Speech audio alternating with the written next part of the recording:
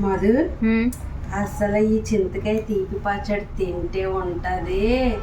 అసలు నా చిన్నప్పుడు తిన్నాను, ఇప్పటికి మర్చిపోలేదంటే నువ్వు చూడు. అసలు అది అలా మైండ్లో ఉండిపోయింది.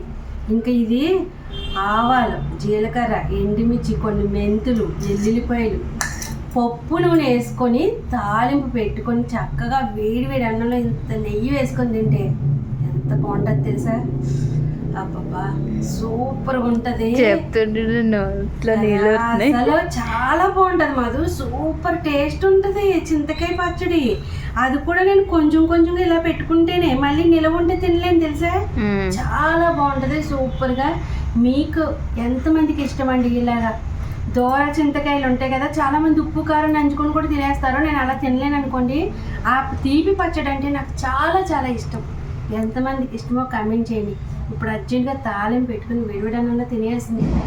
నడమ్మా.